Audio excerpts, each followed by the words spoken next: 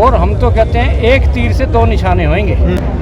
प्रत्येक पार्टी के अंदर हमने ये देखा भी जिसकी सिफारिश है उसकी टिकट है। तो मैं तो सभी नौजवान साथियों को यही कहूँगा कि अपने आप को मजबूत रखो, दल अपने आप मजबूत होंगे।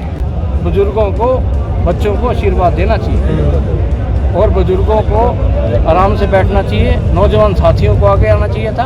हमारा लोकेश भाई भी ठीक रोता था। आज अगर सीट की हकदार है पानीपत के अंदर, भाजपा के अंदर, युवा साथियों को भी आगे आने देते हैं।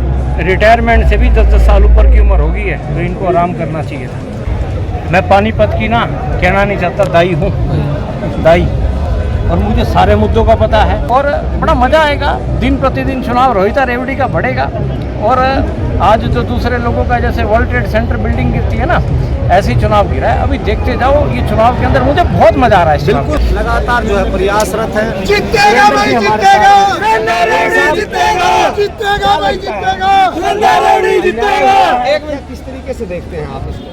देखिए, हम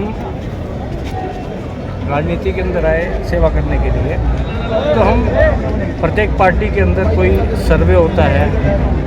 प्रत्येक पार्टी के अंदर हमने ये देखा भी जिसकी सिफारिश है उसकी टिकट है। अच्छा, तो आज हम लोगों ने जो नामांकन भरा है, ये हमारे साथ कहीं ना कहीं विश्वासघात हुआ।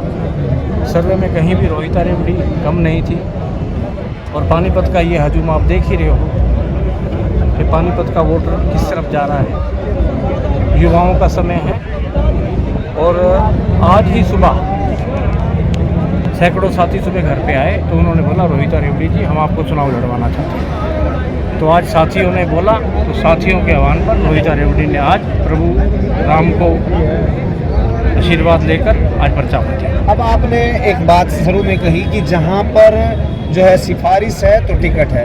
इतने मार्जिन से आप भारतीय जनता पार्टी में जो है रोहिता रेवड़ी जीत करके आई थी, अगली बार आपकी टिकट काट दी जाती है। अब आप कांग्रेस में शामिल हुए, वहां पर कुछ आश्वासन मिला था और जैसे कि आपने कहा कि सर्वे है तो उसको लेकर भी आपने कही, तो क्या लगता है कि तमाम जो दल हैं किस तरीके की प्रक्रिया रहती है, तो आगामी फिर ऐसा ही होने वाला है? ये तो मैं तो सभी नौजवान साथियों को यही कहूँगा कि अपने आप को मजबूत रखो, दल अपने आप मजबूत होंगे। अगर जिस व्यक्ति के अंदर अपनी स्ट्रॉन्ग पावर है, जो ताकतवर व्यक्ति है, उसके पीछे पार्टियां भी खड़ी। परंतु हम लोग बड़े सिंपल साधारण व्यक्ति हैं, सिंपल साधारण बात करने वाले व्यक्ति हैं, तो कहीं ना कहीं ये रोहिता रेवड़ी के साथ जो ये सर्वे के अंदर और लोगों की जो भावनाओं के साथ ही खेला गया, तो इसलिए रोहिता रेवड़ी ने पर्चा बनाया।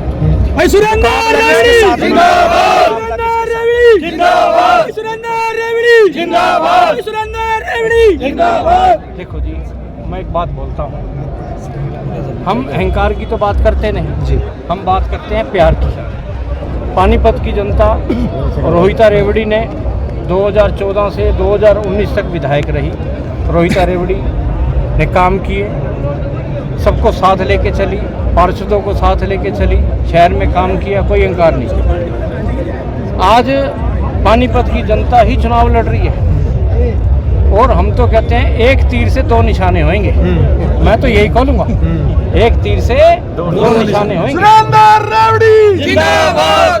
और पानीपत की राजनीति के अंदर हम कहते हैं बुजुर्गों को, बच्चों को आशीर्वाद देना चाहिए और बुजुर्गों को आराम से बैठना चाहिए। नौजवान साथियों को आगे आना चाहिए था। हमारा लोकेश भाई भी ठीक रोता था।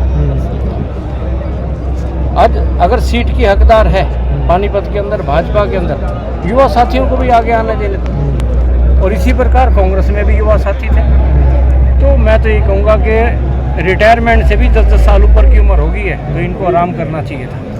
लोकतंत्र का पर्व है और इस पर्व को मनाने के लिए तमाम जो आवेदक हैं, तमाम जो नॉमिनेशन भर करके आए हैं, कुछ मुद्दे लेकर के जाएंगे। तो क्या मुद्दे रहेंगे पानीपत के, किस तरीके से आप चुनावी मैदान में उतरेंगे? देखो, मैं पानीपत की ना कहना नहीं चाहता, दाई हूँ, दाई, और मुझे सारे मुद्दों का पता है, किस प्रकार काम होते हैं और किस प्रकार काम नहीं होते हैं।